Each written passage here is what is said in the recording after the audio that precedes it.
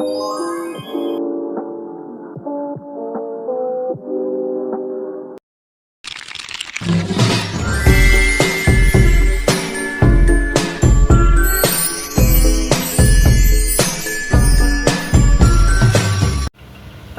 nama saya Nabila, berasal dari kelas 10-7, nomor urut 26.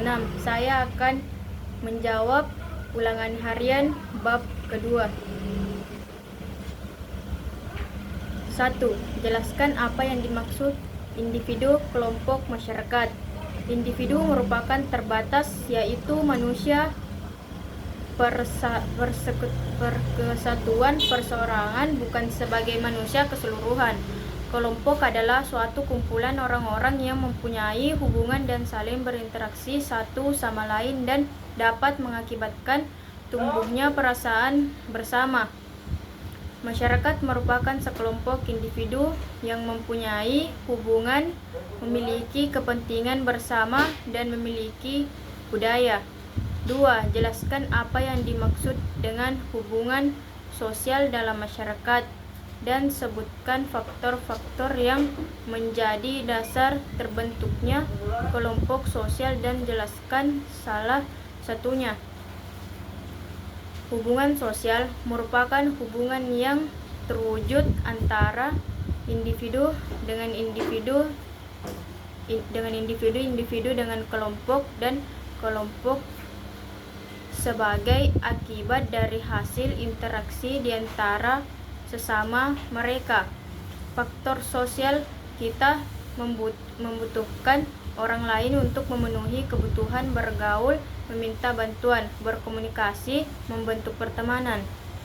Faktor ekonomi, faktor pendidikan. 3. Sebutkan 6 jenis kelompok sosial ditinjau dari beberapa sudut pandang. Soeharto 2004-125 dan jelaskan salah satunya. Kelompok keluarga, kelompok teman, kelompok kerja, kelompok etnis, kelompok politik, kelompok agama. Ini mencakup individu yang memiliki keyakinan, berfungsi sebagai wadah untuk berbagai nilai-nilai spiritual dan mendukung kegiatan keagamaan. Kelompok ini berperan dalam mempengaruhi norma sosial dan interaksi antara anggota masyarakat. 4. Sebutkan hakikat sosial dan jelaskan salah satunya. Sosiologi termasuk ilmu sosial, ilmu murni, ilmu yang kategoris.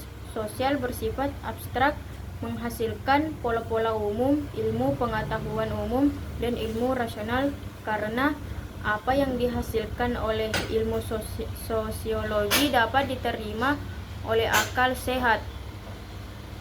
B. Sebutkan 6 bentuk-bentuk hubungan sosial dalam masyarakat. Hubungan antar pribadi, hubungan dalam kelompok, kelompok sosial, Gemeinschaft dan Gesellschaft, hubungan kelembagaan, hubungan kelas sosial dan hubungan gender. A. Sebutkan faktor pendorong. 5.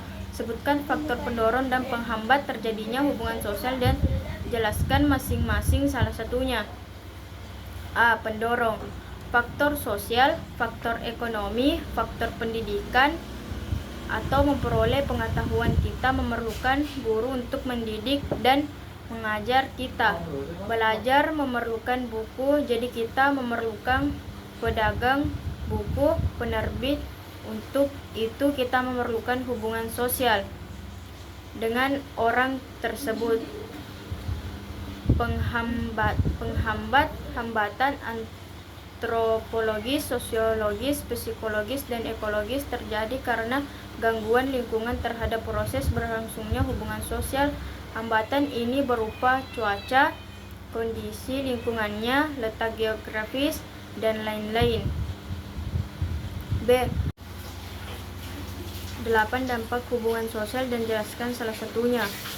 Mempermudah proses sosialisasi, mendorong proses internalisasi, terjadinya asimilasi, mempermudah proses enkulturasi, mendorong inovasi atau pembaruan, terjadinya difusi atau penyebaran. Manusia menciptakan konflik secara sosiologis. Konflik sebagai suatu proses sosial antara dua orang atau lebih. Bisa juga kelompok, di mana salah satu pihak berusaha menyingkirkan pihak lain dengan menghancurkannya atau membuatnya tidak berdaya.